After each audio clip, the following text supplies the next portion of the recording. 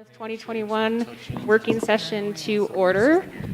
And this morning, Mr. Taylor is absent and excused, and Mr. Clausen is absent, excused, and we hope will call in after a professional commitment this morning. To view this meeting's presentation documents, please access Board Docs. The link to the Board Docs website can be found via the D38 website, www.lewispalmer.org, on the Board of Education meetings webpage. To view the live stream video of this meeting, please go to the Lewis Palmer School District 38 YouTube page. Ms. Upchurch, will you lead us in the Pledge of Allegiance, please? Ma'am.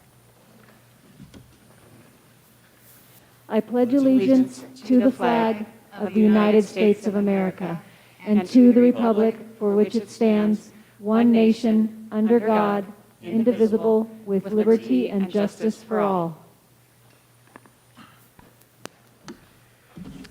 And with that, we'll begin item on the agenda C1, the Grace Best Facility Master Plan update, with our owner representatives from Cooperative Strategies, Ms. Susan Miller, and from Answer Advisory, Mr. Kurt Connolly, the two firms selected to assist 38 with the Grace Best Facility Master Plan.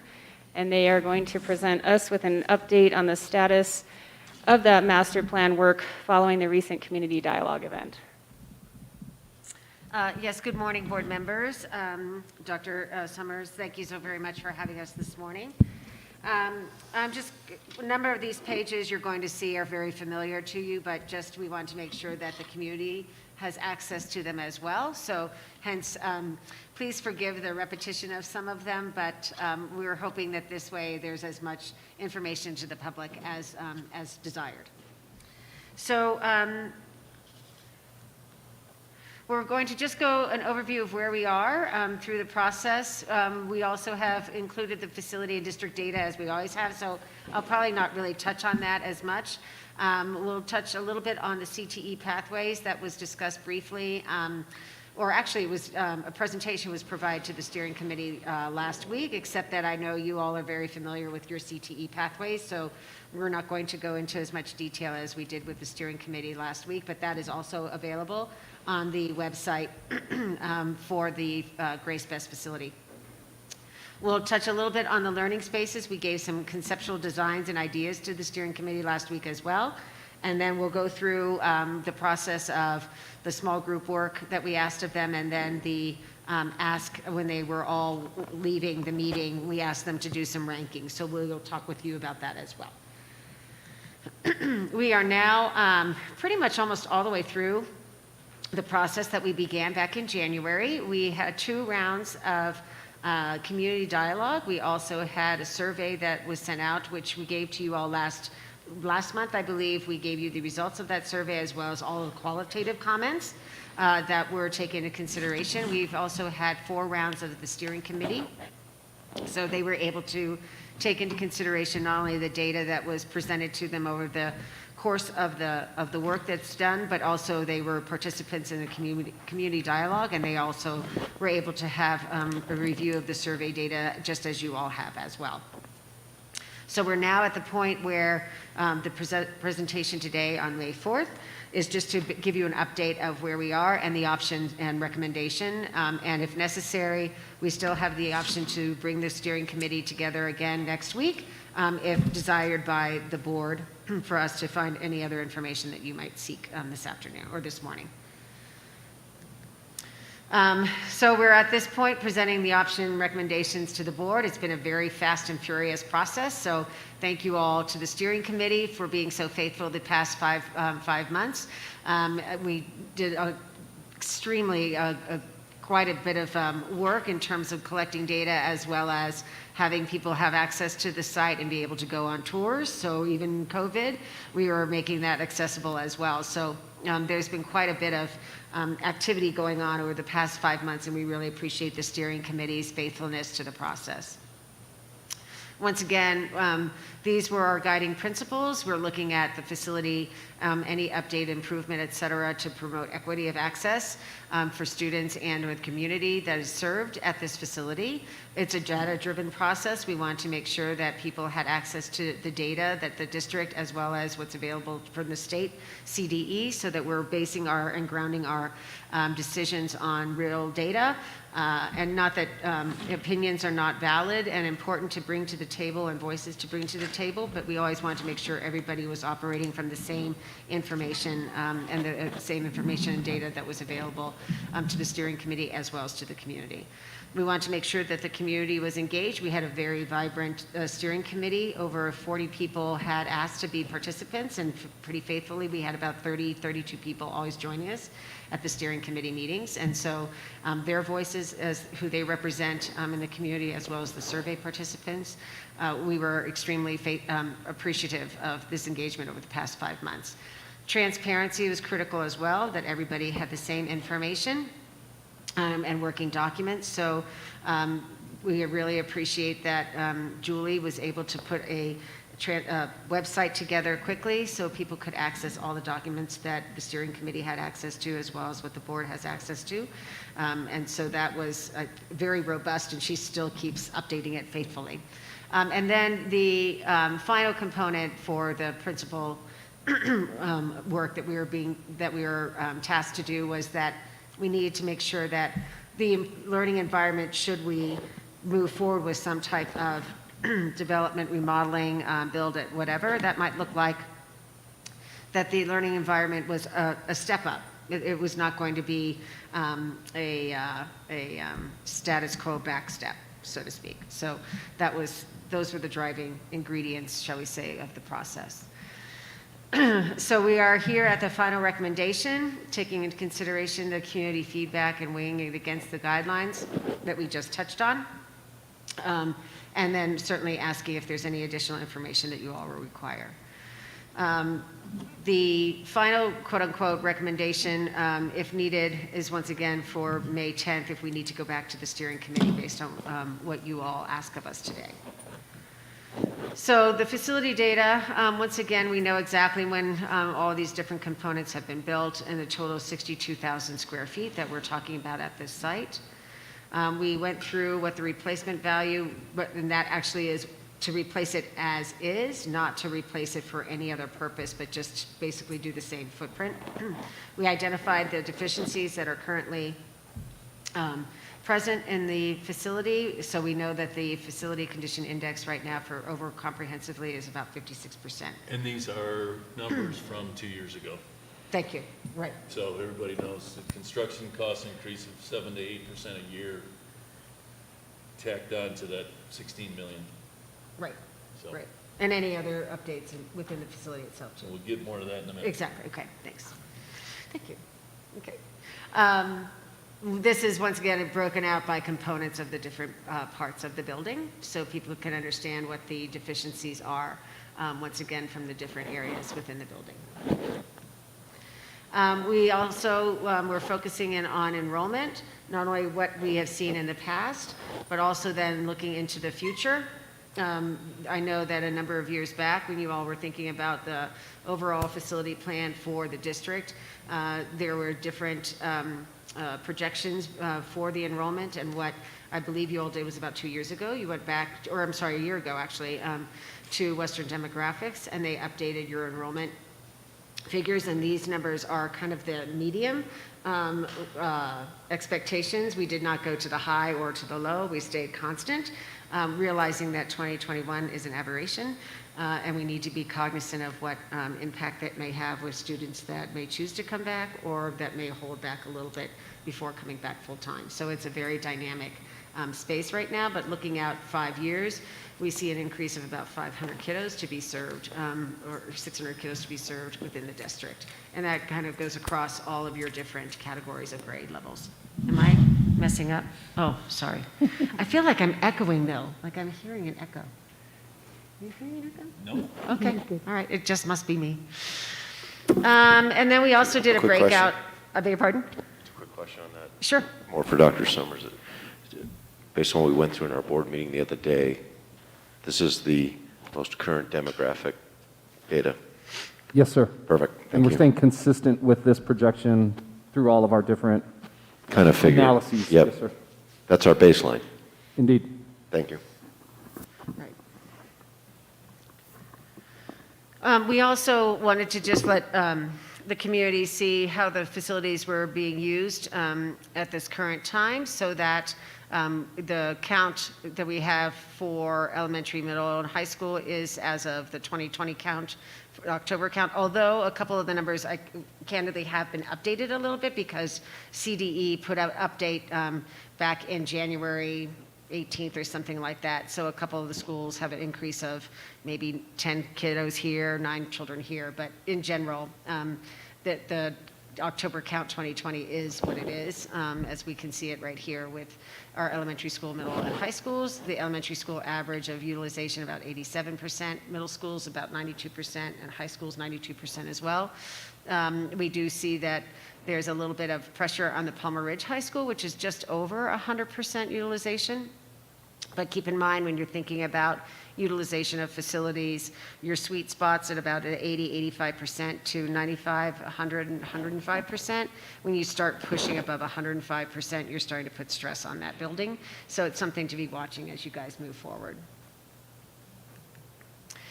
We also did work with the strategic plan that you all had put in place, just to make sure that the work that was being done by the steering committee was in line with your goals and objectives that you had put forward for your strategic plan moving forward. So Cte Pathways, which again we touched on with the presentation to a greater degree with the steering committee, just because they had a desire to understand what was available from the middle school at the secondary level through the high school. And so we had quite a comprehensive conversation about that. But I think really what it gets down to is how does this, tie into the work that's being done by the steering committee. The steering committee is aligned with the 20-year vision of what the district has in mind for its students. We want to be able to provide flexibility, realizing that the dynamics of industry do change, and so how do we respond and provide opportunities for our children, which ties into the options for students moving forward over the next 5-10 years is going to look different from 15-20 years out. So being able to be responsive to that and have some level of fluidity is critical from an education side. And then once again, how do we build partnerships at the higher education level with our community colleges as well as our universities in the area, as well as organizations building pathways with business organizations and local companies. So that's something I think most districts in Colorado are focusing on, candidly, is like how do we provide opportunities for our children to have different career pathways, that not all children want to go to high school, or I'm sorry, to college right away. They're looking for opportunities that maybe give them the chance to try to work in an industry that they find passionate. And so how do we provide those opportunities? And I think Colorado and you all in general have been responsive to those interests for children. So learning spaces, we showed the steering committee a couple different ideas of what flex spaces could look like from a CTE side, as well as just how would you use a building space that might provide opportunities for learning a little bit differently at 9 o'clock in the morning versus 2 o'clock in the afternoon or 3 o'clock in the afternoon. So we gave them a menagerie of about 15 or 20 different ideas and concepts, but I'm just going to give you guys 3 or 4, and certainly if you want to see all of the different examples, Julie has that presentation up on the website. This is a little bit more of a CTE focused component. You'll see there's a lot more of the electrical up above, a lot more computer equipment along the walls, as well as you've got the goggles and more of a kind of a science space than a traditional, what you would call a flex space.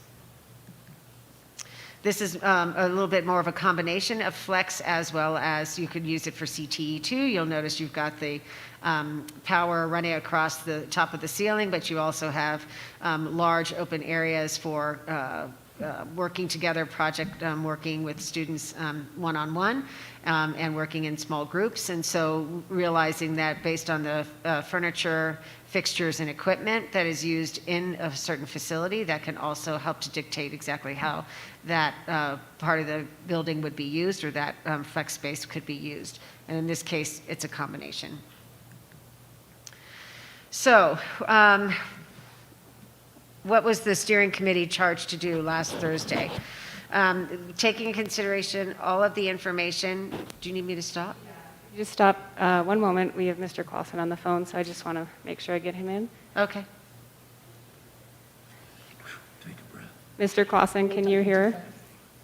I can. Thank you, Ms. Phillips. Okay, great. Thank you. Start over. Do I need to go back to the Have to beginning? start over. Yeah, exactly. So, taking into consideration all of the information over the past number of months, the steering committee has had the opportunity to review. Once again, we go back to what was the purpose.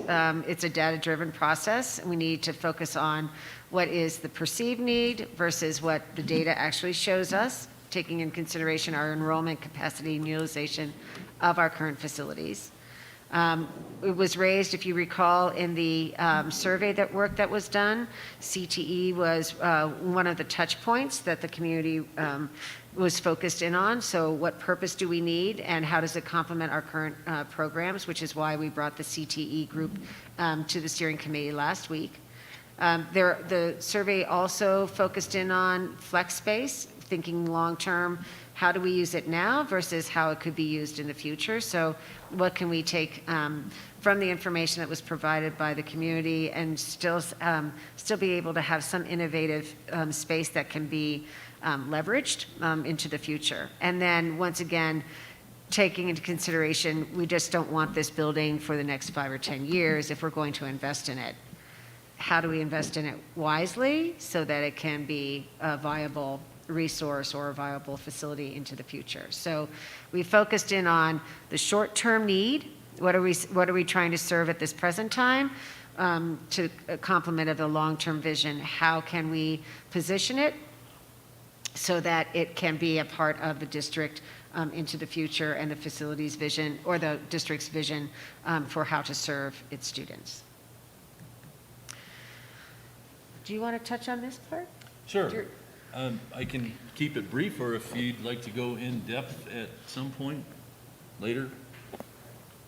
I'll just do a brief overview of what this is, and then we can come back to it. Is that fair? Yep. I was tasked with showing the 5 basic options of what we think can be done with the building. There are more. We can do nothing, or we can figure out something else, but these 5 are representative of where I think the options we have to do with Grace Best. If we want to come back, I can describe in further detail what those 5 options are and what the methodology by which we were able to arrive with some conceptual budgeting. But basically, the 5 options were to demo the building and bring it back to a field. We can use it in the future for parking or for playground or for anything we want. But option 1 is to mow it and put grass on it. Option 2 is to upgrade the existing facility just to be code compliant. That is, to remove the asbestos, to bring it up to code minimum, which is safe and usable and kind of the least expensive way we can make that building up to code. But without new furniture, without a bunch of new technology.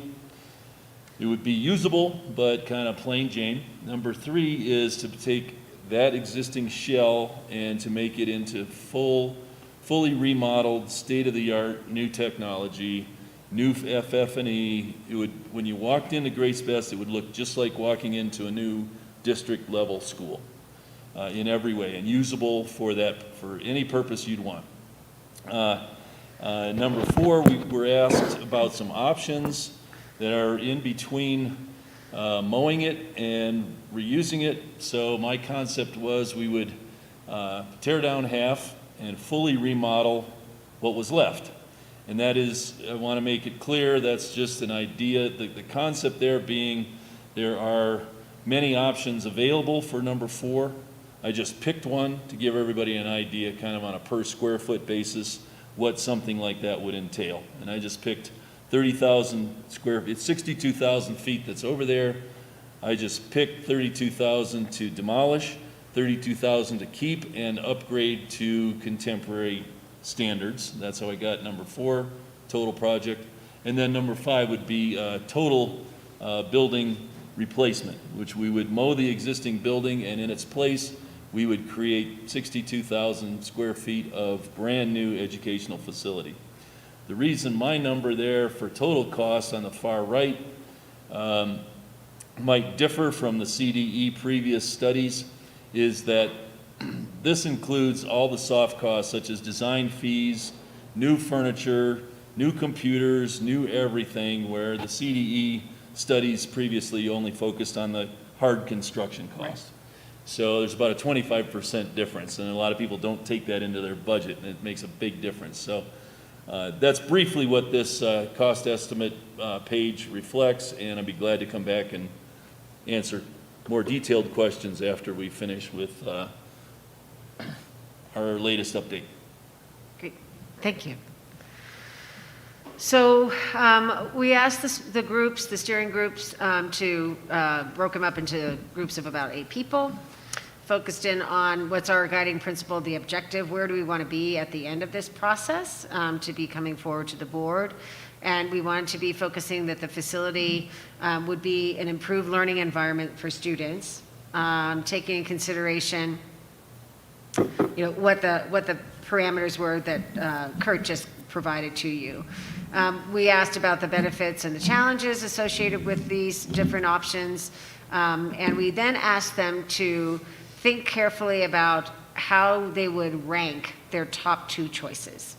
It's easy to say, give us your top, rank your 5, but when you're trying to focus a group of 30-some people into really where do we prioritize, we asked them to just say, give us your top 2. So that's what we asked the committee to focus in on. And so when they finished their conversations, we brought them back into the group. There was report outs and rationales as to why some of the groups focused on one over the other.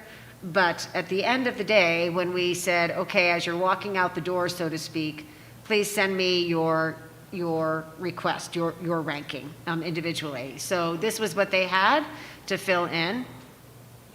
And what we ended up with of the, I'll give you the ranking, but I just wanted to go back a little bit to say how did we get here and what the ranking means in terms of dialogue as well as time commitment to the work.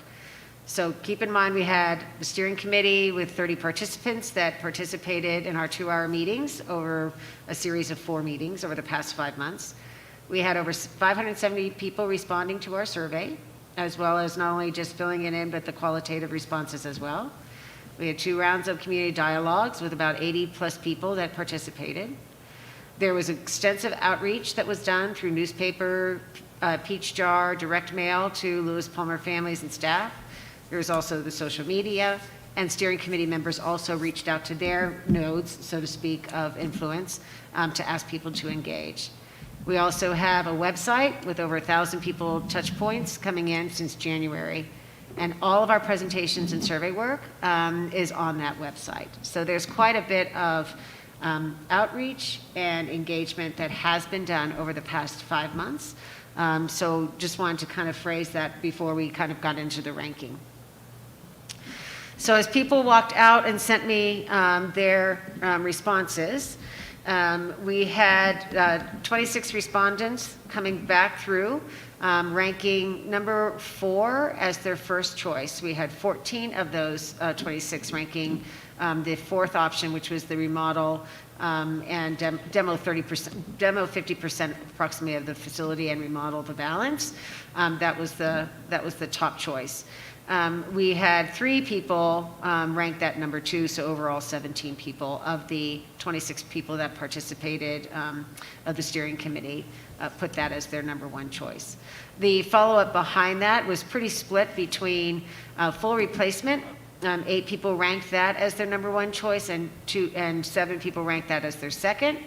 And then when you look at the full remodel, 4 people had that as number 1, and 11 people ranked that as number 2.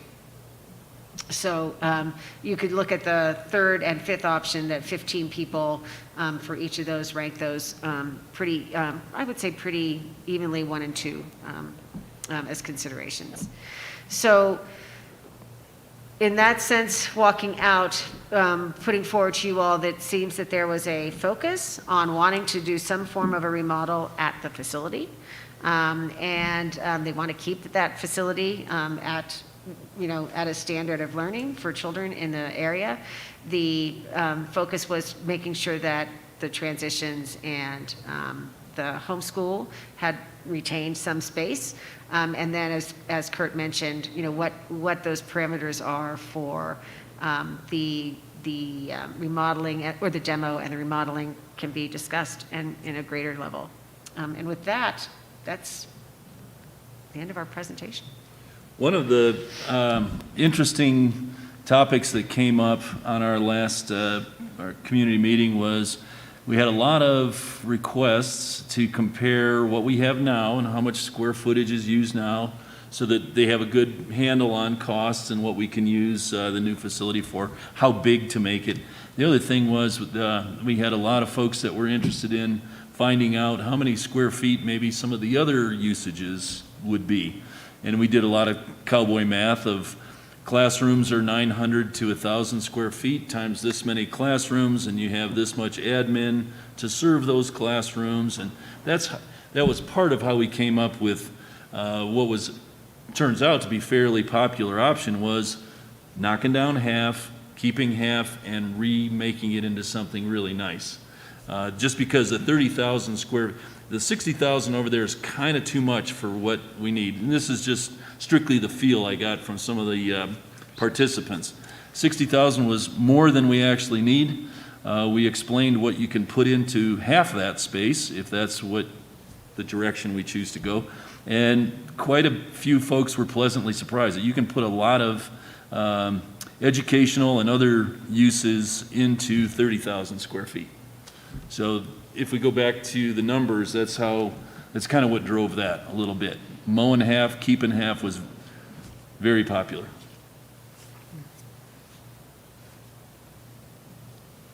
Comments? Mr. Schwartz, do you want to start? Sure, I'd be happy to. So my first question is, number one, thank you for the thoroughness and the brevity of the presentation. It's hard to break things down.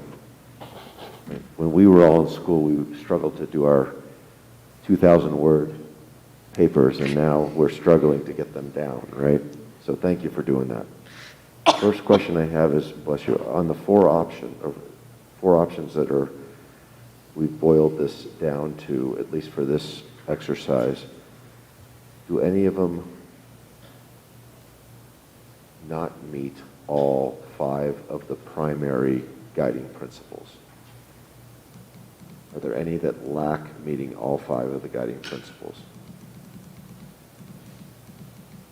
I'm just going to go back to the guiding principles so that we can, Yeah, everybody I'm can see looking at them. it also on Okay. slide number 4 for anybody that's got it on a hard drive. or Right, there you go. Online. I don't see that they don't. I mean, the idea was, how do we provide access? So is there a way that however it's remodeled or envisioned, how do students have access to it? Once again, you guys are a education-driven organization, so that was the first and foremost primary, I think, goal and objective was, what does this facility serve in terms of education? So that would be, I would check that as, how do we serve our kids and how do all children have access to it? We were definitely data-driven, and so the information that we provided to the steering committee and their ability to come up with their prioritization, I think definitely is grounded in the information and data that's been provided.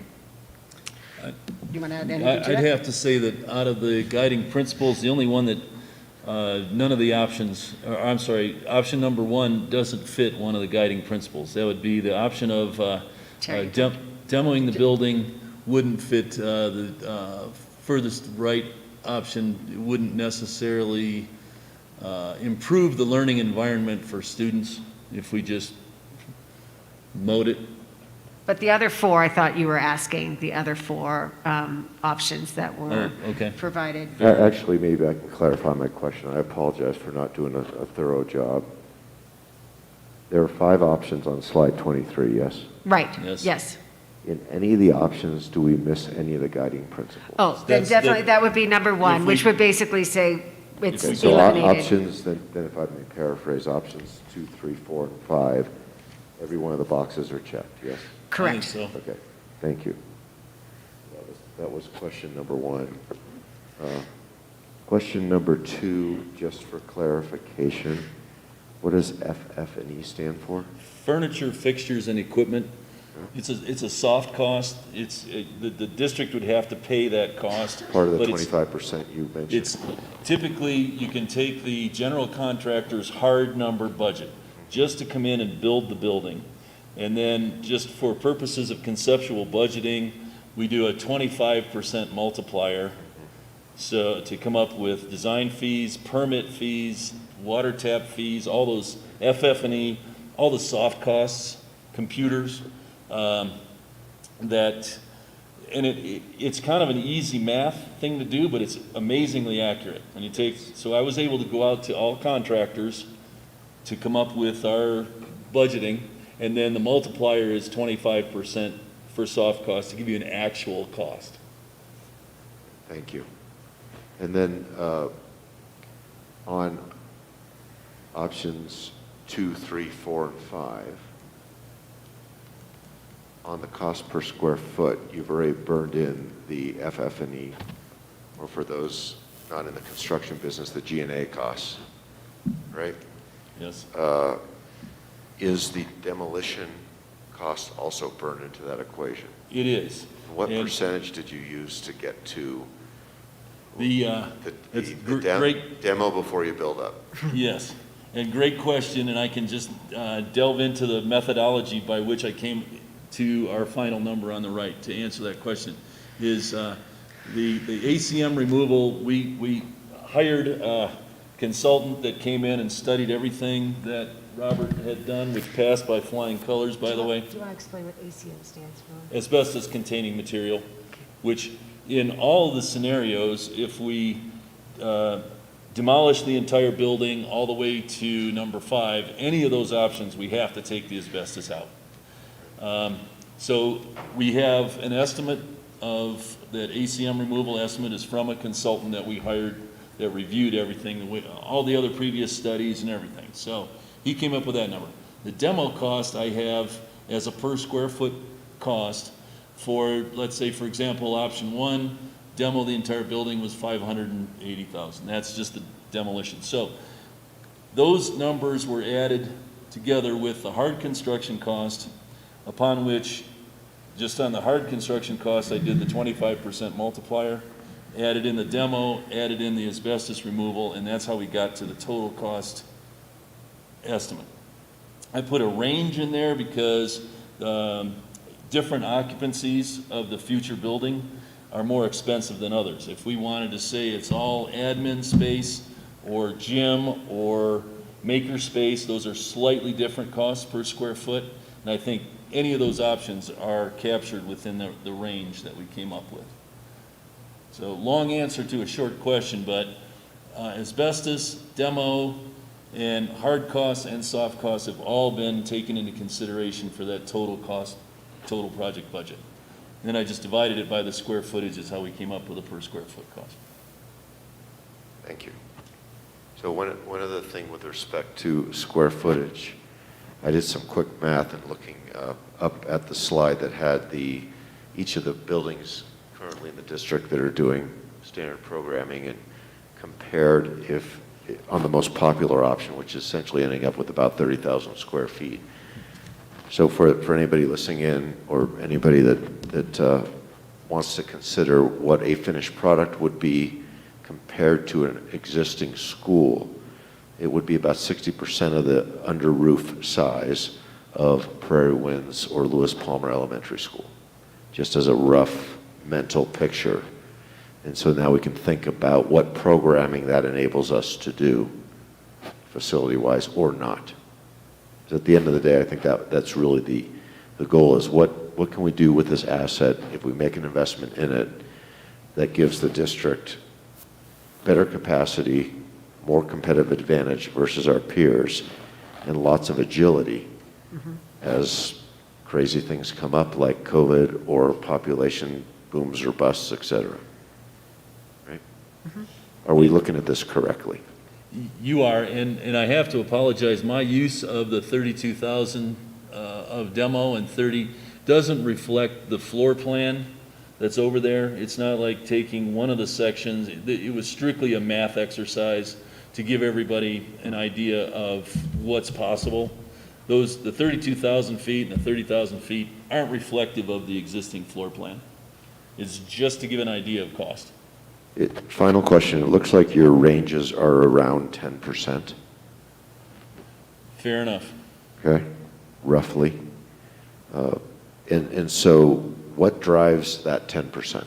The range is, I asked 5 qualified general contractors to help me with this. And we've been working on it for, I don't know, a couple months. And then some of my notes might help.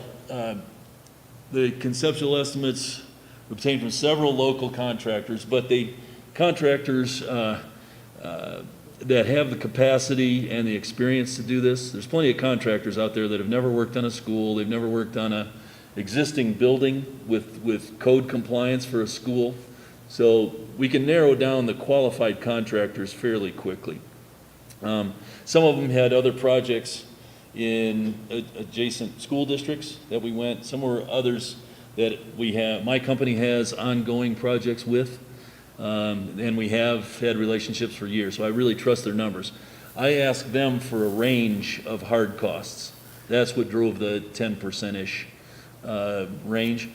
So it's very difficult when you don't have any plans and anything else to go to my trusted contractor partners and say, how much? Well, they won't tell you how much because and I had to promise them I wouldn't use those numbers against them in the future. I had to say, just help me out here. These are today's numbers. Who knows what inflation's going to be?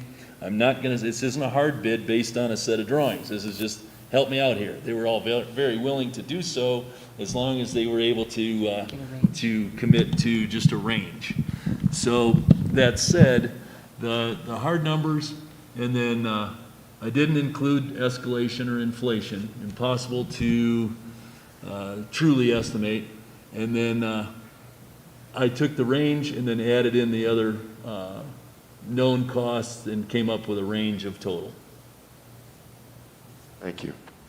But maybe to further clarify, once we decide what to use the building for and how many square feet, at that point we would bring on architects and engineers, and contractors would bid it out to obtain real numbers. If that's one of the options we want to choose. Thank you. Ms. Upchurch? So I have more comments than I have questions because Ms. Phillips and I have been a part of this process as we've gone, so most of the questions that I often ask get hashed out in our meetings. But I would like to share with my fellow board members that what has been really intriguing about this process, and as it's worked how it's supposed to work, there has been a diverse ideas that have been brought to the table in all of the discussions. And when we break out into our small groups, everybody has actively participated in the groups that I've been a part of. So coming to this, as we've watched this funnel come down and hash out, I mean, we've had questions such as, can we turn it into a brewery? Can we make it a school? Do we need a school? To how can we make sure that we're addressing those 5 key pillars when we're going through and doing this? And some of the things I've even learned that I did not take into consideration, CTE, for example, is up and coming, and most school districts are really understanding the need for more CTE and more pathways for our high school students as they're going on. And so we see even our neighbors to the south, for example, who have ROTC. And that seems like something that didn't even click into my mind, but it's those types of input and that type of thought process that we came to this that makes you go, okay, what can we do to make sure that we are absolutely being focused and putting our students first? And so that's when we've gone through this, is making sure we're putting students first. And as Kurt and Susan expressed, for example, in number 1, yeah, we could just tear it down, but that doesn't address the needs of our students here and now or in the future. And then we have another conundrum we have to look at, because we now have programs that we don't have a place for. So coming to that information and watching how the committee members have come to that, I would recommend that if you want to know how the dialogue went, that on the Grace Fest link, you can go and you can watch the community dialogue meeting. You can watch the recordings of the meetings to see when the breakout sessions come back together and they're sharing out the notes that have gone through the process. You can see that information in the recording, and it's been a really transparent process the entire time. So also thank you so much for your leadership and guidance in this too. And it's been an honor to be a part of this and see how it's evolved together. So, like I said, I didn't have questions, I just had comments. Thank you. Mr. Clausen? Ms. Phillips, I don't have any questions. Thank you. Okay. I'm not sure if people could hear. He said he didn't have any questions. I would just add to what Ms. Upchurch just said, that being part of the steering committee, it was very thorough, and I think that there were so many ideas exchanged and talked about and vetted that I feel confident that we as a board can take this information now and do something with it. What that looks like right now, we don't know yet. But I think the themes that came through that were prevalent were that the community as a whole, represented by the steering committee, really wanted something that would students and the community, the larger community. There's different ideas as to what that looked like, but really an investment in the community as a whole. The longevity piece seemed really important to people, something that would provide positive impact. I think Mr. Schwartz and I were talking earlier about, the 50-year timeline. That was something that came up every single meeting and breakout room that I was listening in on. And then also the component of being budget-minded. There's variance in all of those themes between what people thought and discussed, but those were the sort of the three I feel like personally I kept hearing, and that kept coming back in presentations. I think my question would be for both of you is, based on your experience with other school districts, other entities, what are the best next steps? Not that you can tell us what to do, but what would be a recommendation? One thing that comes to mind, Mr. Connolly, is what do we do, if we decide to pursue option 4, I need more information as to different options of a demolition and remodel and different square footage and different prices.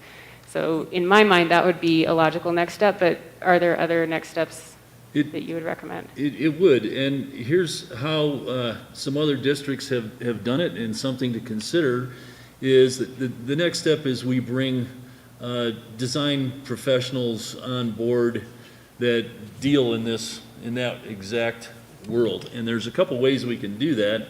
Is we can ask some to visit and interview and see if we like them, and they bring ideas. Doesn't cost the district anything. We can look at some options, and they love to share the great stuff that they've designed, right? You get an architect in front of a board like this, and you got to tell them to shut up after 2 hours. But we have the option that we could talk to a few architects and engineering groups that would be glad to share some potential. And we do that easily. They're very used to doing that, frankly. And it doesn't cost the district anything, and we get some ideas. Once we kind of want to figure how we want to move forward, we would, instead of asking all those same architecture firms to continue doing work for free, we would likely pick one that we like the best, and they have a lot of experience in this world. At that point, they would want to start, and they would lay out a fee schedule that would typically say conceptual ideas, X amount of meetings, we would meet with this group, a facilities committee, whatever group that the school district felt would be helpful. And they would say, okay, we can help you guys figure out what to do with the building, the next step, and it would cost whatever the case may be, $20,000. So that protects the district from overspending, which a lot of districts do. They'll go and design they'll spend $500,000 designing a building that they don't have the money to build. So we want to avoid that pitfall. So one of the things we'd look at is going forward with an architecture firm and controlling the costs with each step of the way. They tell us what their deliverable would be and how much that would cost. If we decide that at some point some benefactor gave the district $50 million and said, here, spend it on whatever you want. After we picked up Dr. Summers off the floor, we would then move forward with full design, and then we'd have a selection process by which we'd select a general contractor, and we would then set a schedule and a budget and move forward with whatever the board chose. And that general time frame is how long? Typically, we tell our clients 18 months to 2 years from the concept to when kids can walk into the school. And again, I leave myself plenty of wiggle room with that answer, but nonetheless, it varies. With this one, it's a little more difficult because the decisions aren't easy. With let's say with this district, and we said, hey, we like, similar to the process you've done in the past, when I need an elementary school that's gonna be open for 600 kiddos, and here's 15 acres, and here's the site, go. That's the 18-month scenario. More like the 2 year scenario is when we still have to figure out what to do with the building. And you also have organizations or children that are already being served in the facility as well. So taking into consideration that timing of, how you manage that for the build out, right, is More difficult than an occupied right, facility. is a part of that timeline as well. And, depending on the size of districts, you can, direct your superintendent to kind of take that role in terms of organizing all of that work and then bringing the pieces together for you, and then doing that because he has a whole team that can put that all together. Some school districts that are smaller will say that they want everybody coming to the table, and they do all of that work. So it's really, it's your world, how you would want it to be organized. The superintendent can do a lot of the legwork for you, or at least his team can do a lot of the legwork for you, and then be able to work one-on-one with what they bring forward. But that's yours and Dr. Summers' kind Right. of communication style. And But knowing that 18 to 24-month timeline is helpful, because then I think we as a board need to, what is our next action and what is our own timeline on creating that action such that then Dr. Summers would be informed as to what pieces need to be in place when. Right. So Ms. Phillips, to that point, can I ask a couple of clarifying questions that I Yes. think would help in terms of where we situate, at least today and over the next couple of weeks, lead toward our final presentation for the next board meeting. So one is there anything further that we need from our steering committee at this point in relationship to the recommendation that has been shared thus far? So I had one thought I wrote down, and frankly, it may be in this presentation, and I may have just missed it, so if that's the case, my apologies in advance. Do we have a matrix or a list anywhere that says I'm looking at slide 23, by the way, for options 2 through 5, this is what the students get that they don't have today. This is what the teachers or staff get. And this is what the community gets. Great idea. Yeah, that is a great idea. We don't have that, and the reason we don't have that is because we don't know exactly what you would use necessarily. For example, if you did a full building replacement, what teachers would you have there in terms of programming that you would want, and what, therefore, would be provided for students. So those are certainly questions that we can vet and ask of the steering committee what their visions would be for the different parts. I will say that the 30,000 square foot demolition and the remodel of the other 30,000 does take into consideration what the students that are currently served. That one would be something that would be checked off, that we would definitively know that these would be the children that would be served, as would they would be served in these other options as well. So we have 2 student groups that we know how they could be served in 2 through 5, but the other students that potentially could be served at that facility, we would not have that picture for you at this time. So my rationale here, at the expense of stating the obvious, is it appears that nothing is free. I know that's a shock.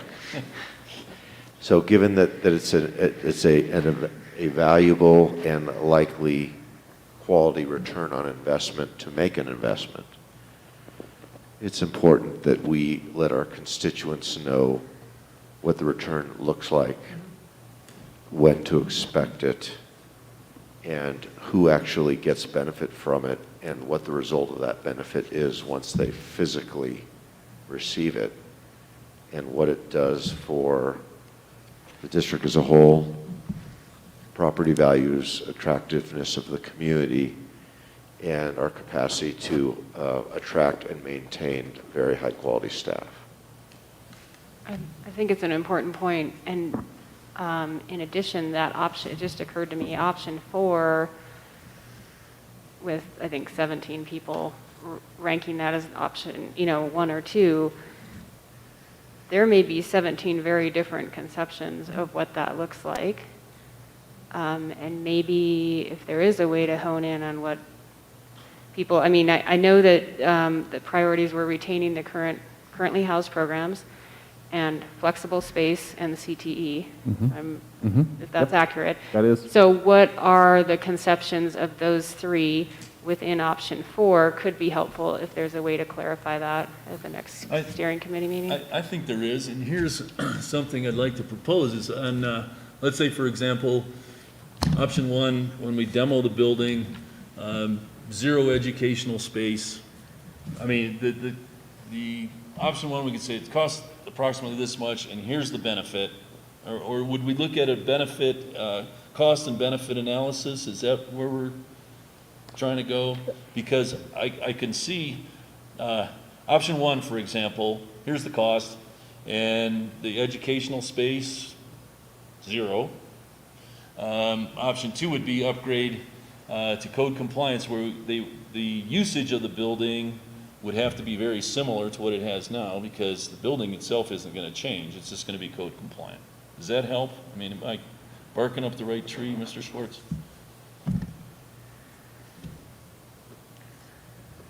You're certainly climbing up the right tree, so thank you. Slowly climbing. What I envision is a simple matrix on 1 page. Yes. It basically says, here's what you get. If you're a student, here's what you get. If you're a teacher, here's what you get. If you're an owner of the district, which is a taxpayer and a voter, here's what you get. If there's a 4th column, because I'm not a professional in this area, we should add that. But simple's good. But of maximum importance is investors have the right to and should have the capacity to see what their results are going to look like, at least within a range of reasonableness, just like your 10% on the cost analysis. And this was give us an impact a capacity to communicate the long-term positive impact, which is the whole reason you do something like this? The answer to your question is yes, we can provide that. Thank you. So I have a question too, and you started to go down that path. I think what would be helpful for me from the steering committee is exactly what you just said, and what you said, Kurt, is when folks were, I would like to know when folks were digging down in putting their option 1 and 2, what was the motivation between that, the options they chose? You know, like for example, I chose my options because I wanted to know how are we going to address the needs of our students today, be relevant, have a safe and learning environment that's current with what we need, and at the same time have the ability to grow with time in the future with our students. And when I say grow, I mean be flexible of, you know, like demolition in half of it. Well, now you've got a footprint there. What can you do with that footprint later down the road? Or having the CTE space that gives you the opportunity that maybe today this is what's relevant, maybe tomorrow health and human services is relevant, you know, being relevant now and in the future. So if I know what motivates folks, I think that's helpful also. I think we accumulated the comments made, right? We have some of the people who put their rankings did respond. So for example, the individual that said demo the building also had, number 1 was rebuild it. So their perspective was either go all in and make it awesome the way that we want it to be, or let's just clear the land. So that, you know, that was their motivation. Others, you know, just ranked it. So we would have to clarify why people chose the way they did, which I think is easy enough to go back. We have their email and how they ranked it. So that's not a challenge. That's not a challenge that we can't meet, shall we say. And I have two more questions. Right now with construction costs are through the roof right now. So do you see that market evening out? I know construction costs don't usually dip afterwards, but do we see potential for that to even out, that it's more cost effective to finance it? Great question, and there are 2 of the bigger commercial general contractors that send out quarterly reports that answer that question. And their latest one, they're predicting a 5 to 7%. The problem right now is materials costs are unknown. They change daily. But their prediction for 2021 is a 5 to 6% increase overall. Our labor, typically a commercial project is 50% labor and 50% materials, give or take a little bit. Our labor is projected to maintain kind of where we're at. Materials only, they're going to fluctuate. So what the contractors are saying is that when you combine both materials and labor, we're looking at a 5 to 6% increase for 2021. And again, they say that with a lot of input, and they're fairly accurate, but 2021 or 21? 2020. this year, 2021. Okay. From the beginning of 21 till the end of 21, not from today forward or anything like that. For calendar 21, they're looking at a 5% increase. Ish. And they're actually fairly accurate with that. So that's kind of what I have to go on. But for 2022, it's anyone's guess. I mean, it's from tariffs to cost of raw materials that are all over, the costs change. We've seen such an increase in the last 6 months that no one predicted. Seriously, the cost of wood has skyrocketed and nobody predicted that. So it's very difficult. But I would say the 2 challenges for putting off a project would be potential construction cost increase and interest rate exposure. We really don't know interest rates. I mean, I doubt they're going to go down, but who knows? Probably stay about the same, if I had to guess. But does that answer your question? I mean, Yes. It's kind of a squishy answer to a very good Sure, question. sure. And the reason I asked the question is because it segues into a question I have for you, Dr. Summers, which is, as we're going through and we're narrowing down as a board, at what point in the discussion do we start talking about how do we finance whichever option we land on? What is the next step in that, just in that dialogue? Well, I think it's fundamental to whatever we have envisioned for that facility. How do we also take into consideration what we know the cost is going to be? So in my mind, that's all a function of phase 2 of this work. What I think is really important, and it goes back to my original question, is what more do we need to wrap up and bring closure to phase 1? Okay. And phase 1 is really, I think we have a pretty good sense from all of the work that the steering committee has conducted up to this point that we have at least a conceptual understanding of what we are saying needs to happen to the building. The second part to that, which is not completely the work of the steering committee, but I think segues nicely, is given that concept of whatever the facility design is, what's the programming and the value add to our students that we're also envisioning in that process.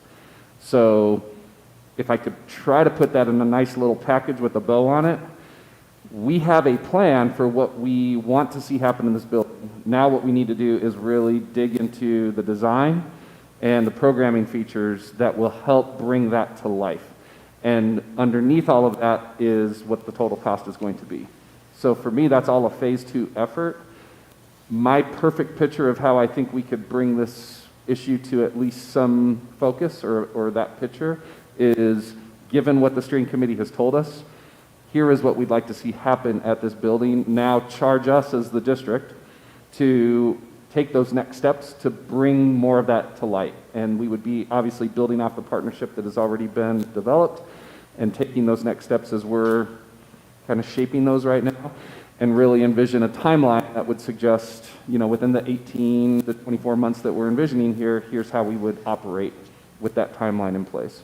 So it'd really be building off of the foundation, but we're not going to go backward. We're not going to, as we're building all that out, say, wait a minute, no, we want to do something else there now. Although, to be fair, from a programming aspect, there may be some flexibilities that still we have the ability to pivot on. But in terms of what we need to do with that building, we've got a nice, neat recommendation that we can feel really confident in to help that move forward. Does that all make sense? Yes. Mr. Schwartz? Maybe to add something to Ms. Upchurch's question. Once we get down the road far enough and we start looking at the money, we may decide, you know what, we'll break this into 3 bite-sized pieces.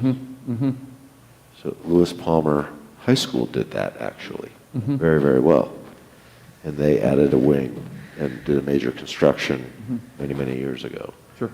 And there's still a little bit of space if they want to do something again, or we want to do something again there. So that's an example, is we could break this into bite-sized pieces if we feel like it's too much to bite off at All at once. one window, whether it's cost of materials, cost of labor, cost of money, or appetite in the community. Right? But I think with the feedback that we've been able to receive from this morning, I feel like we have a good sense of what a follow-up step will look like and how we can come back on May 17th with a finalized additional detailed presentation that helps wrap, again, this phase 1 part of the effort up and then sets the stage for how we look at going forward from there. Yeah, it doesn't feel like it feels like a smooth segue into the next phase, and not even so much, I wouldn't think of it as much as pivots, as just a convergence now as we move forward for what programming ideas there are and what your team would add to the conversation, I think would be helpful. Great. For me as one board member. Mr. Clausen, I want to make sure I'm not overlooking you. Is there anything you'd like to add at this point?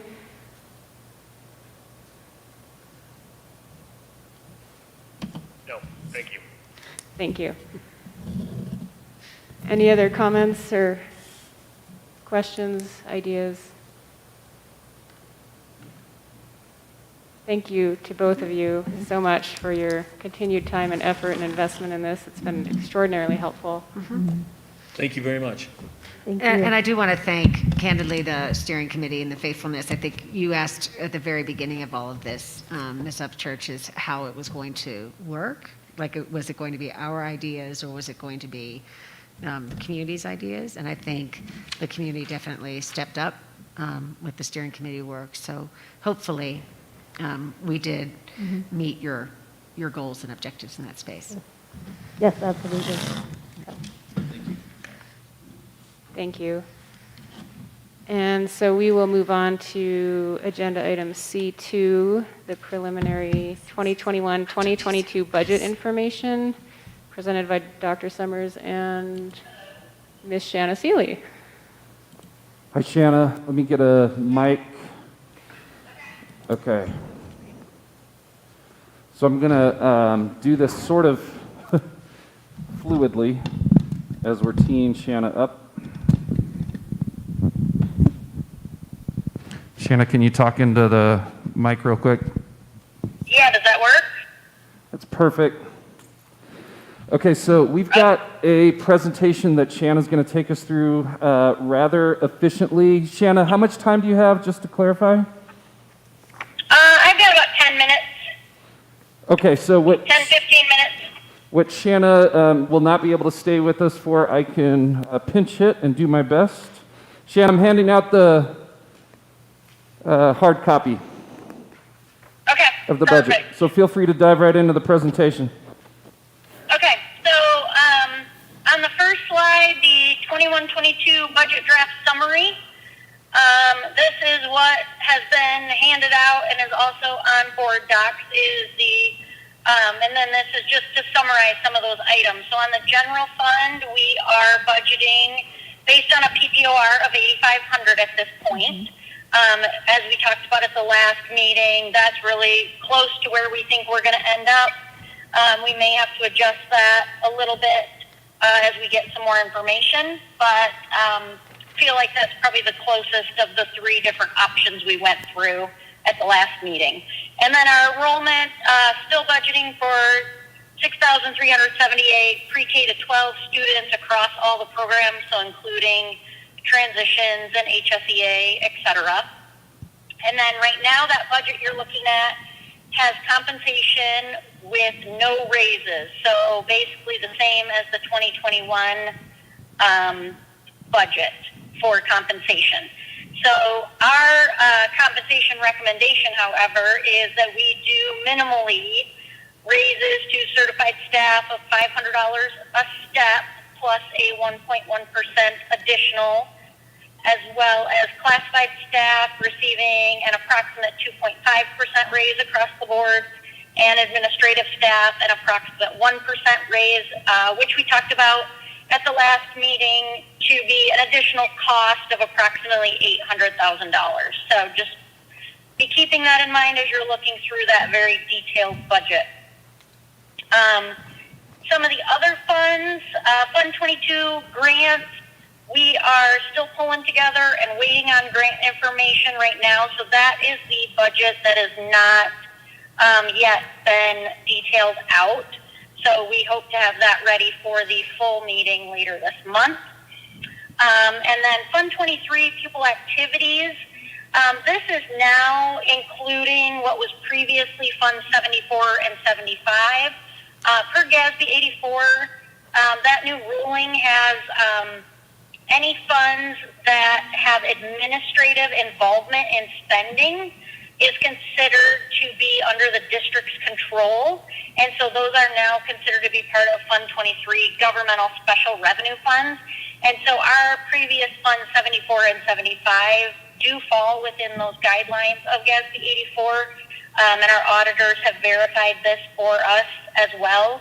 And so we will be moving those all to Fund 23. So that's why there's not a budget laid out for 74 and 75 for the upcoming year. Everything will be encompassed under 23. And then another highlight, HSEA, we are projecting an increase of that program from 1 day a week to 2 days a week. So that's where those increases lie in comparison to last year or this current year. And then the preschool program, we've actually moved that to a centralized program and taken it out from under each campus. So what was previously held at Bear Creek Palmer Lake and Kilmer is now in a centralized program, Department Code 970. So just some of those highlights for you for those different funds. The one we want to look at in a little bit more detail is the cap reserve budget. And I believe that's on page 54 in your handout. So if you can pull that up, instead of trying to summarize this in a PowerPoint, we figured it'd be easiest to just look at this as it's got everything itemized out for you to look at. So these are the projects that we're currently anticipating needing to fund this upcoming year. Some are the normal building and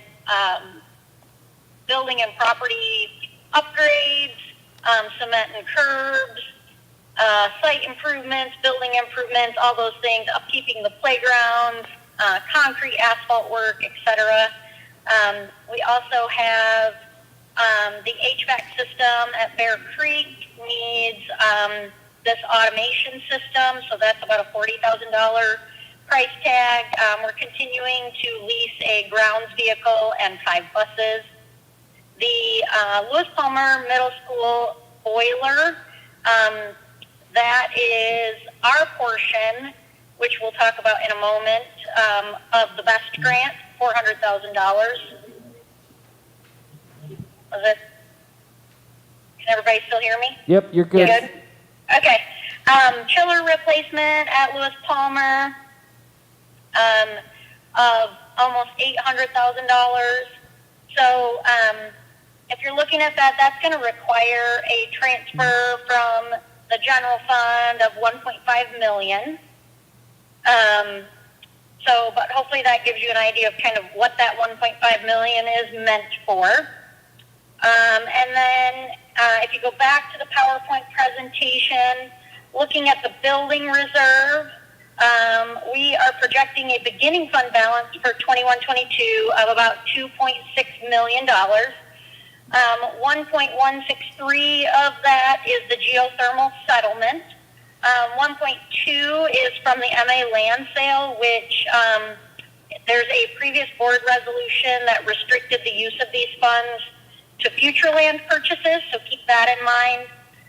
$63,000 from the Woodmore Water easement sale, and about $183,000 for fees in lieu of land, as well as interest on investment funds. So that's kind of how we're projecting out where those funds are. So then as we look a little bit more at the Palmer Ridge geothermal, phases 1 and 2 have a projected cost of about $1.6 million, of which we have that funding from the settlement, which still leaves us with just over $500,000 that we need additional funding for. And then on this last slide, here are some projects, some larger projects that need funding that are currently not in the budget. So obviously that $500,000 for the remaining geothermal for phase 1 and 2.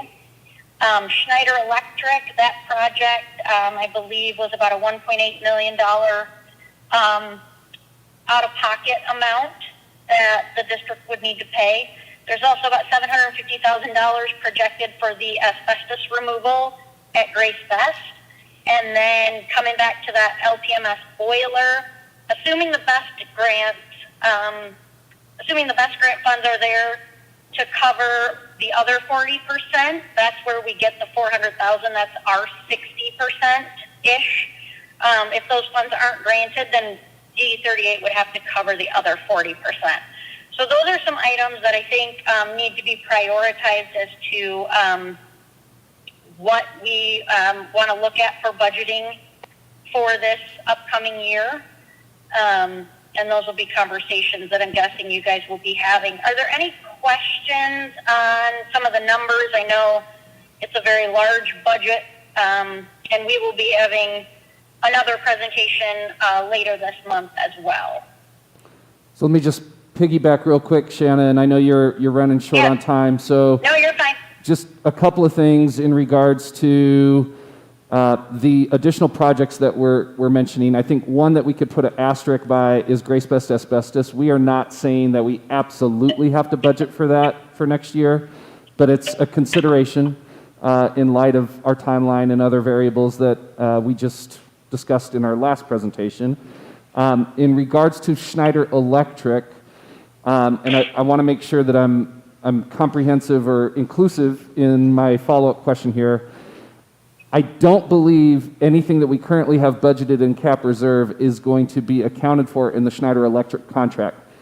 Bob, your face, I need you to be, please be more specific, Bob. Here's my question, Bob. Is the BCES automation system going to be included in that Schneider contract? Okay, so if it is included, then we will need to take that line out. If it is Okay. we need to take that line out, or we can change the title to something else we kind of Okay, well, that's a different question, but is there any other line item in that cap reserve that you see right now that would also be looped into the Schneider contract? Okay, thank you. So that was another additional point that I wanted to make sure to call out. So I would just love any other questions you guys have at top of mind, and as much as we can squeeze a few more minutes out of Shanna's time, that'd be great. Otherwise, we can keep rolling if you need to go, Shanna. No, I'm good for a couple more minutes. Great. So I have a question that, do you want to go down? Go ahead, sorry. No, you're fine. Go ahead, Ms. Upton. So with the discussion we had surrounding the removal of the modulars, has that been put in, when I'm looking through this, has that been taken? It's already been removed, correct, Shanna? Correct. It's already been accounted for. Probably the biggest line item that you are not currently seeing in this draft, and I think going back to the first or second slide, is we are not currently in this draft including the minimal compensation recommendation that we have put forth. So that would certainly be something that we would envision including for the May 17th draft, but right now it is not appearing in this draft. Can I ask why? Because we didn't have it initially included. And Shanna, I mean, is there anything else you would add to that? It just takes time. Yeah, I think we were waiting on more just getting that direction from the board that they were willing to support that step. support that. Yeah. I second that motion. I would support that step. Mr. Clausen, do you have anything to add? I do not. Thank you. Okay, so we will absolutely Yep. loop that into the updated preliminary draft as it is officially presented May 17th. I would support that. I would support more if possible, but. Well, and more is great. Given the current projections that we're working in and all the expenditures that we are currently accounting for, I'm not sure that we are confident in our ability to do more than the minimum, at least at this time. What I would call out is, depending on what our total October count comes back in the fall, could give us the flexibility to go beyond the minimal, but I think it would be more appropriate to do that later in the year as opposed to here and now. Shanna, thoughts on that? Yeah, I mean, we can build it in whatever way. I just think that if we put in more of a raise now, then that's kind of where we need to commit to at a minimum. So that's why we were thinking the minimum amount that we had. But if the board wants to commit to a different additional raise than that, we can certainly build that in. But I think it needs to be what's being committed to. Understood. which I think takes a whole different type of analyses at that point. I think we're confident Right. in a minimal inclusion of what we've discussed so far in the budget. I think to be able to give ourselves flexibility, it really is going to depend a lot on what our total count is going to be going into the fall. Yeah. We are confident, given the assumptions that we have built this initial draft of the draft on, to be able to include that, though. Sir? A couple of questions that, and I would assume these might be Mr. Taylor type questions also if he was here. Sure. Although I won't attempt to have his fiscal prowess. Before I start, kudos to Mr. Foster for attempting to get something else done in the unlikely event there's extra money. Way to go. Secondly, are we under the assumption that we're going to continue to leverage the flex budgeting methodology, which we did in the current school year? And from the board standpoint, I believe we all, and please correct me if I'm wrong, thought that was a good thing. Mm-hmm. From Shanna, from your office standpoint, did it work well for you and your team? Can you repeat that for me, Casey? It was a little muffled. Basically, was the flexible budgeting process something that worked from your vantage point or your team's ability to deliver on that? I think it's a great way to handle how the funding can change, how the numbers can change. So I like the flexible budgeting option. Obviously, that'll be more up to Kitty going forward, but I personally like having that instead of being stuck with, you've got the whole first semester to make adjustments as needed. Yeah, agility is typically a good thing.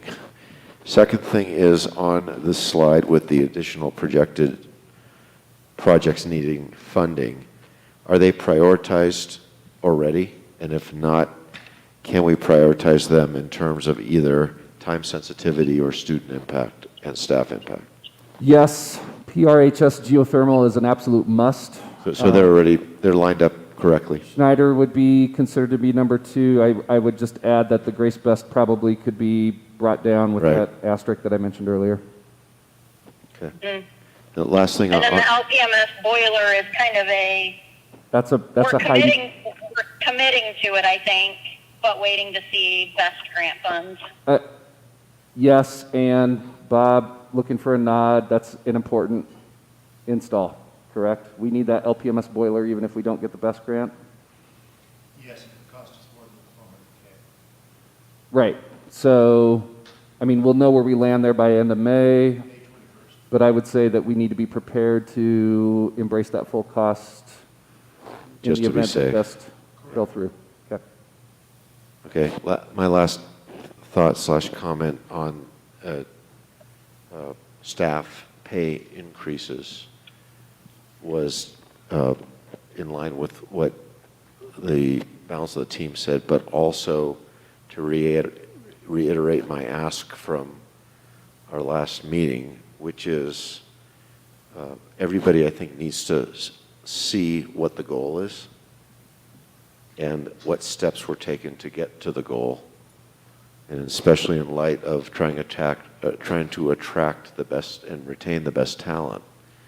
It's a wonderful way to say, look, we're committed to getting our teachers to parity because the performance is above parity, and it's going to take some steps and some time to get there.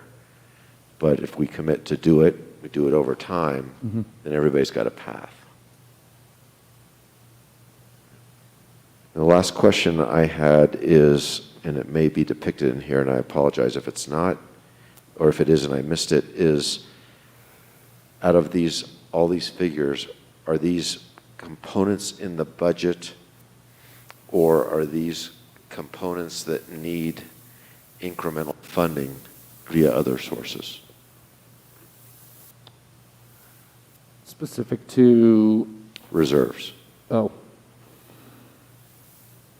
I think the reserve conversation is one that we're zooming in a little bit around the cap reserve and building reserve here. I think we need to also make sure that we're taking a longer term perspective that we keep in mind. So I think it warrants additional diving into just to make sure that we understand choice points, impacts of those choices, and I think we can get more of that fleshed out ahead of May 17th. Thank you. Thank you. Shanna, how you doing on time? I'm good. Okay. I got a couple more minutes. Okay. Great. Question that you can probably answer too. The 1.8, can you remind me for Schneider Electric, is that what that is? What part of that? That would be our total district contribution as a function of the overall financing plan Okay. that has currently been put out to bid. So we are currently awaiting those bids to be able to understand how those numbers all come back and translate. So that will be something that we definitely dive deeper into as we're working toward a finalization of that contract. But the 1.8, I think, is a pretty safe bet in terms of what that total district contribution would need to be upfront, given all the other variables that we spoke to, the 20-year term, the savings that we anticipate year over year. I think that's probably in the neighborhood of where we're going to land. So this might be a question for that particular conversation as it later, but what my question, the reason I was asking that is, as we're budgeting for that and we're making our finance payments, the savings that we're seeing from Schneider Electric, those savings will pay as we go. It's not at The annual exact- payments, correct. Okay. Yep, that's how it's designed. Okay. My priority is still to, I mean, I know I advocate for it, but it's still a priority that when we look at those frozen, that where we are with the frozen salaries, I do think, I concur with what Mr. Schwartz is saying in that we are being intentional in what does it take to get caught up. More revenue And there's is the only- short answer to that. So obviously, in terms of those details, I think, again, given what our current assumptions are for this upcoming budgetary year, we're at least confident in the minimal increase. Okay. It's not where we want to be, bigger picture, longer term. So it's going to take more. Real quick, what was the PPOR for this year at the end of the day? 7,700, right, Shanna? 731. Yeah, closer to 7,700 was the, After the supplemental additional that Correct. we had added back in, I think it was 7,731. Let me just do a quick check. That was part of our last. So essentially plus 10% looking forward. Yes, that is correct. Shanna, in raw dollars, was it about 50 million?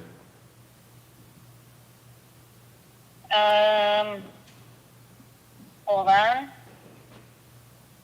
I gotta go back and find, we talked about that at one of our last meetings. Do you recall that number, Casey?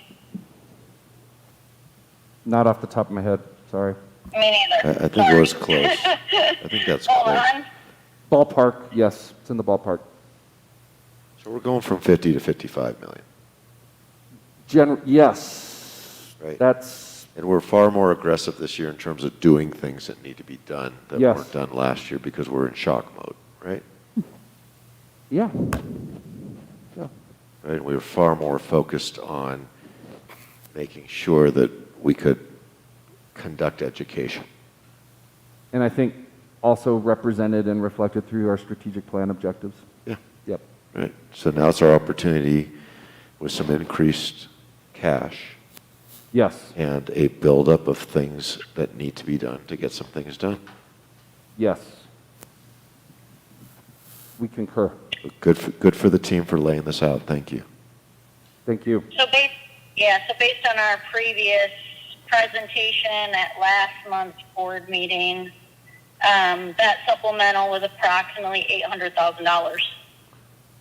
Yeah. Gives us an additional $800,000 this year. Sorry, I didn't hear what number he Oh. said. He was, yes. That went back a stitch. Fine. Yep. It was officially 7730.83 per student PPOR account. So I think I rounded up 17 cents. Yep. Anything else? So are we good to move forward with just a minimal raise, or Yes. okay, then that's how I will prepare for the next meeting. That'd be great. Anything else? Anyone else? Comments? Questions? Then we'll move on to, Thanks, Shanna. No problem. Have a good one. You too. Bye. we'll move on to agenda item C3, the K through 5 literacy update with Dr. Benton. I just brought up your Google Doc. Okay, you want a link? All right. Hi. Good morning.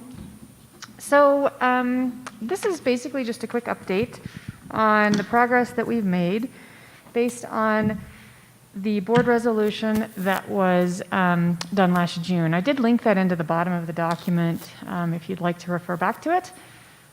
So it does articulate the amount of money that was set aside if we needed to purchase out of reserves. And so at that point, we did reallocate with that flexible spending model to be able to put it into general fund budget within curriculum purchasing. So just a quick overview of Great where job. we've come. Yeah. Great job. Oh, thank you. This is actually the work of a lot of people, and I thought you might want to basically see the work that they've accomplished over the last 6 months. The first thing that we did, we gathered representatives from all 5 elementary sites from a variety of both grade level as well as expertise, so that we had basically a wide range of folks who brought a variety of teaching experiences as well as educational experiences to the table. So in October, we had over 35 educators, and throughout the process, I calculated over 900 hours of work of just meetings. So nothing that went outside of that. And they all did this. Almost every single piece of this was done outside their normal day. So kudos to all of those folks. We had, and I was telling KC, we had an incredible commitment by our educators to participate in this process. And so we had, everyone came and they stayed and they returned because everyone's very invested in the outcome. So the first thing that we did was obviously develop working norms. We were able to solidify our purpose, and each one of those is a link to the document that came as a result of that work.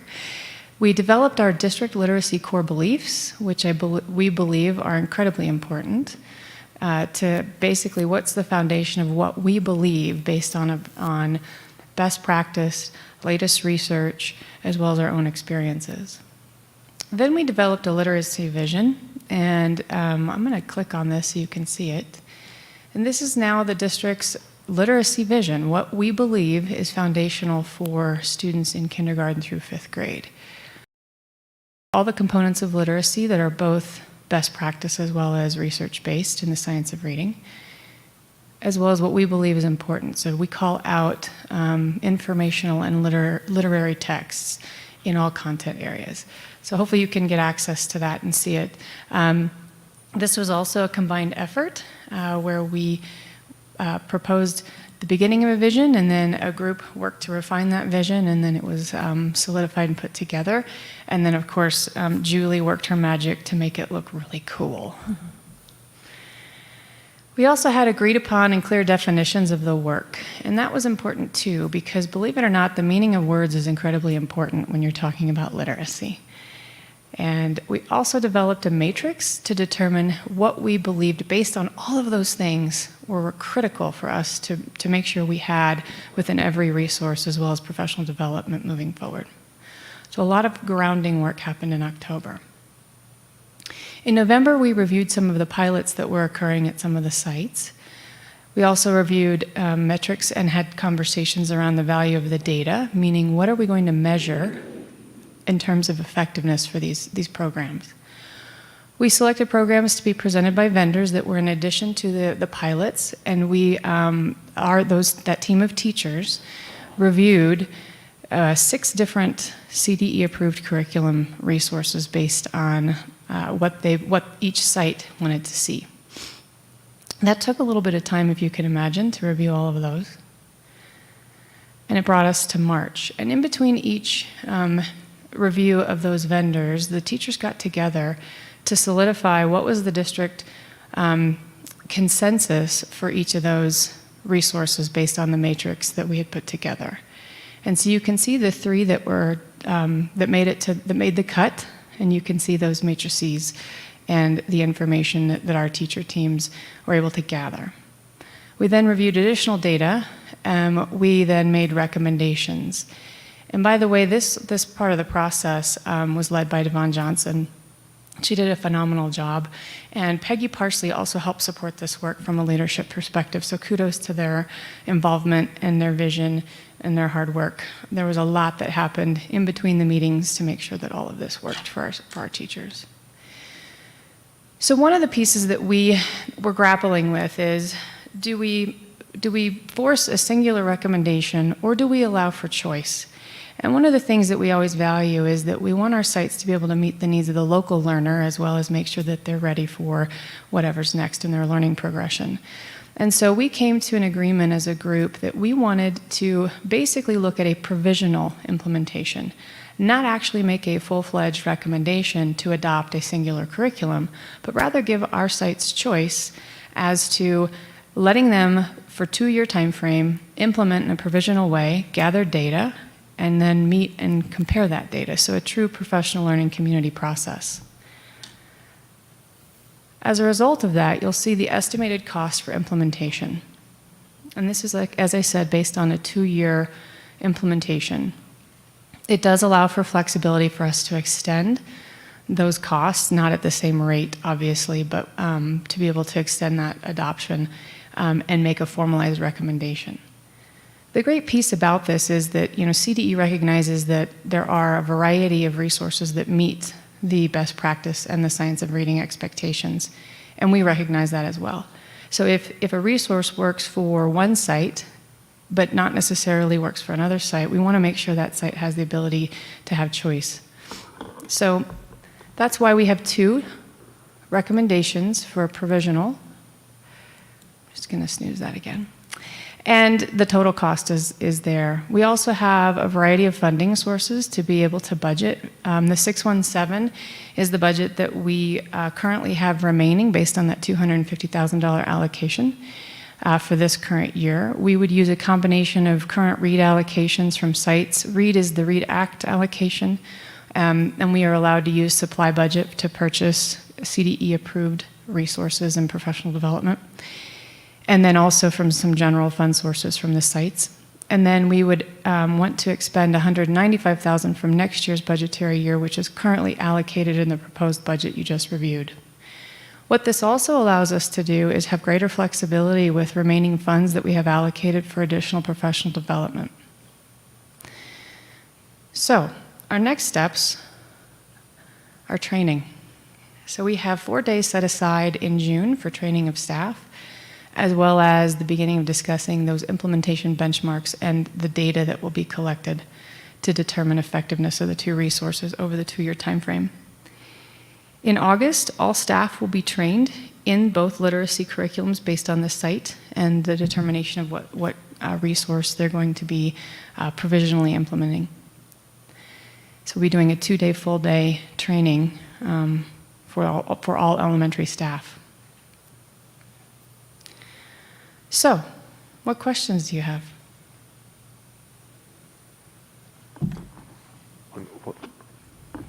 One quick one around Monument Academy. Mm-hmm. Did they have any interest in participating in this? So they currently they've adopted CKLA as their literacy curriculum. They actually use Core Knowledge. Okay.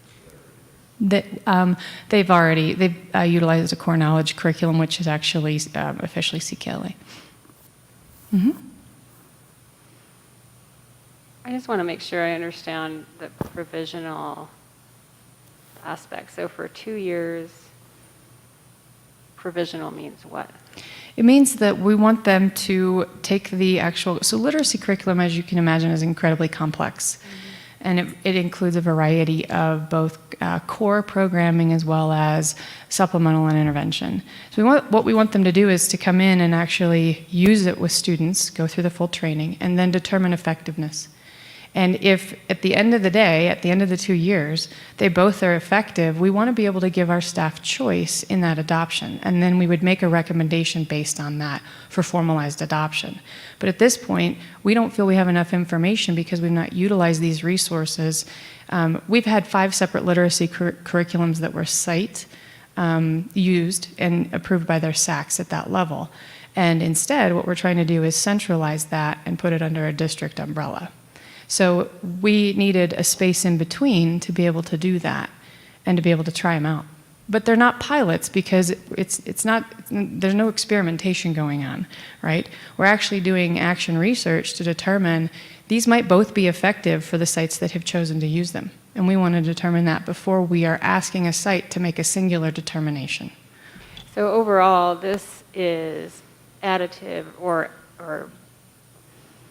is the continuity that will be provided from a district-wide lens, but also adds flexibility for site-based, or for choices at each site. For autonomy. Yeah.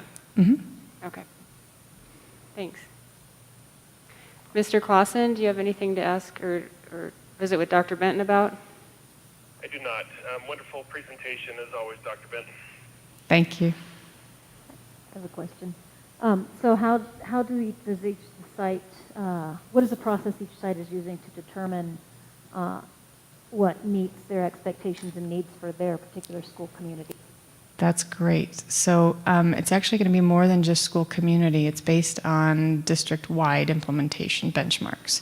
So the group, the next phase, and we said if they wanted to stay on and do this next phase, they absolutely could. And the next phase will begin in August, where we start to determine benchmarks. And so there'll be quarterly meetings where we're looking at data, dissecting all of our DIBELS data and our MAP data, and then many of the sites are starting to use Skills Navigator on top of that, which is an additional layer within. So we have metrics outside of the curriculum to then determine effectiveness and make basically a comparable analysis between the two.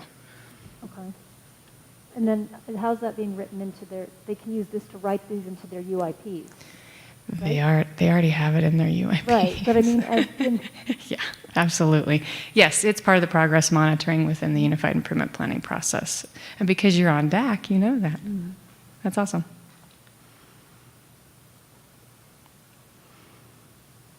Anything else? Mr. Shores? I'm going to follow your lead and demask to speak. Thank you. A couple things. One is just a reminder for those potentially watching or listening in.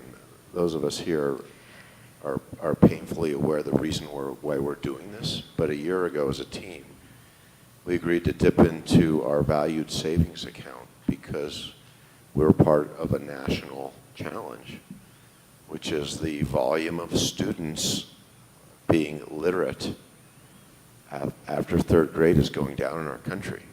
And there's lots of macro reasons for it. But to the benefit of our students and the value of the board coming together, we chose to make a very significant investment to make sure that doesn't happen in District 38. And that's a big deal, and it's fundamental to what we do as educators. So I just want to remind those listening in that this is the culmination of a year's worth of work, a significant commitment on behalf of the elected officials and the team to make it happen. And then on top of that, to find a way to pay for it out of operating funds in the end is quite a coup and exactly what professionals are supposed to do. So thank you for being professionals and doing a wonderful job. Thank you for that commitment and that investment. And I think I speak for the entirety of the team that spent many hours, as Dr. Benton already mentioned, in that not only was the outcome of that work reflected in confidence and enthusiasm and an all-in attitude, if you will, in terms of how we move forward, but I also think the process itself really illuminated deeply what our values, our beliefs, our goals and aspirations are as we work with every single student in our system. What we're really excited to share, in addition to data, of course, that's still in process as we're closing out this year, and we'll see where we know our students have performed over the course of a super challenging year. But I also believe that we'll have additional data to bring forward on more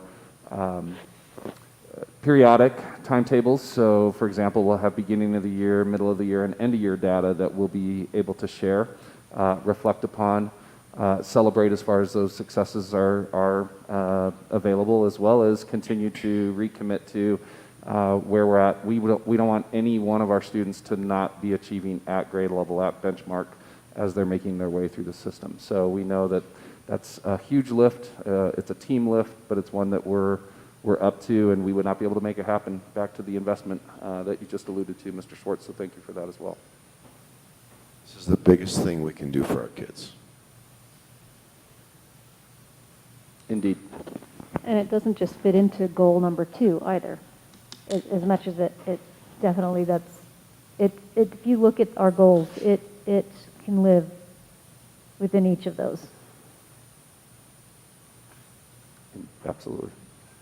Thank you, Dr. Benton. Thank you. Thank you.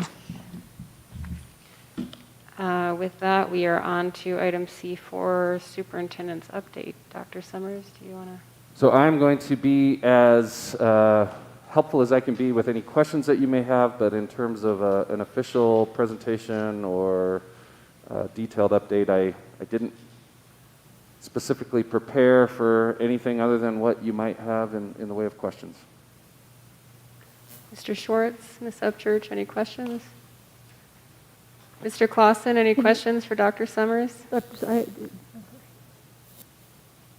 sorry, Ms. Phillips, can you repeat the query? Yes, do you have any questions for Dr. Summers? He's just asking for any questions given his update. No, I do not. Thank you, Dr. Summers. Thank you, Mr. Clausen. Ms. Upchurch? Dr. Summers, can you briefly share out some of the new guidelines that have come our way? Sure. So we received Friday late in the day revised case and outbreak guidance from Colorado Department of Public Health and Education.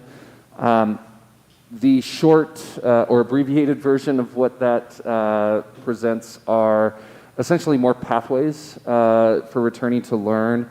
Given our targeted contact tracing efforts, we are still in a position through the public health mandate that we do have to quarantine given certain conditions of different exposures that may occur.